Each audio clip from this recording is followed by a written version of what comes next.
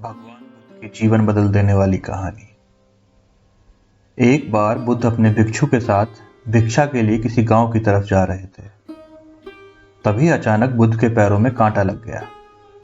कांटा इतना तीक्ष्ण था कि चुभते ही रक्त की धार निकलने लगी।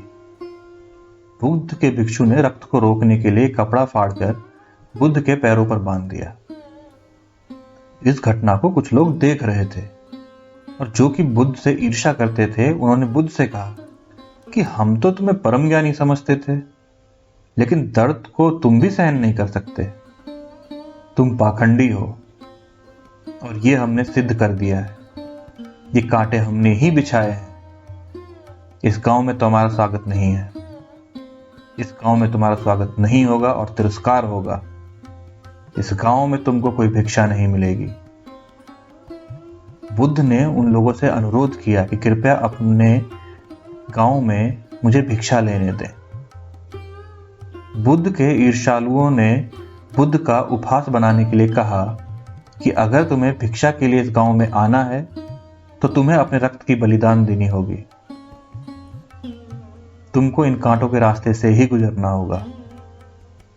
भगवान बुद्ध ने उनकी चुनौती को स्वीकार कर लिया और कांटों के रास्ते पर चलने के लिए अपने कदम आगे बढ़ाए।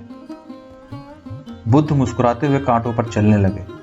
बुद्ध के साहस को देखकर गांव वाले चकित रह गए। कुछ लोगों की आंखें फटी की फटी रह गईं।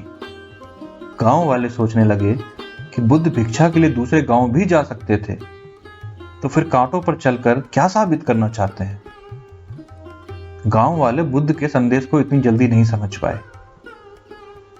यहां पर बात भिक्षा की नहीं, बल्कि जीवन को बदलने की थी। गांव वालों की भीड़ में एक सुमित नाम का युवक था, जो बुद्ध पर हो रहे अत्याचार को देखकर द्रवित हो गया। सुमित दौड़कर गया और बुद्ध के पैरों के सामने से कांटे को हटाने लगा। बुद्ध के ईर्ष्यालु सुमित को रोकने लगे और गांव से दाना पानी ना देने की धमकी देने लगे, पर सुमित ने किसी की ना सुनी और कांटों को हटाते हुए बोला, हे भगवान, आप इन मुट्ठी भर लोगों के लिए अपने आप को कष्ट मत दीजिए। आप गांव में प्रवेश कीजिए, बहुत सारे लोग आपको भिक्षा देने के लिए आतुर हैं। बुद्ध ने सुमित को अपने आसपास बुलाया और आशीर्वाद देने लगे। सुमित पीछे हट गया। हे भगवान, आप मुझे छूकर अपने आप को अपवित्र और दूषित ना करें। महात्मा बुद्ध ने कहा, तुम अपने आप को दूषित क्यों कहते हो? सिर्फ छू भर देने से कोई दूषित नहीं हो जाता। मनुष्य तो लोभ, लालच, घृणा, ईर्ष्या से दूषित होता है, और तुम्हारे अंदर तो प्रेम भरा पड़ा है। तुम दूसरों का सुख चाहते हो। तुम तो पवित्र हो। बुद्ध के बोल सुनकर कुछ लोग बोले, तुम तो अपने आप को बड़े ज्ञानी कहते हो और तुमको जाति का कोई ज्ञान नहीं। तुम सच में ही पाखंडी हो। बुद्ध बड़े ही शांत स्वभाव से कहते हैं, मानव से मानव की मानवता छीनना ही पाखंड की निशानी है। मुझे पाखंडी बोलकर यदि आपको संतोष मिलता है तो मेरे लिए दुख का कोई विषय नहीं है।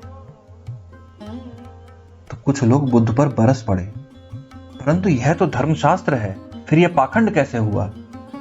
अगर आपको किसी जाति का ज्ञान नहीं तो फिर आप कैसे गुरु हैं? बुद्ध कहते हैं, हमारी उत्पत्ति इसी सृष्टि में हुई है। नदियों का पानी सभी को समान रूप से प्यास बुझाता है। खुले जंगलों की हवा भी भेदभाव नहीं करती।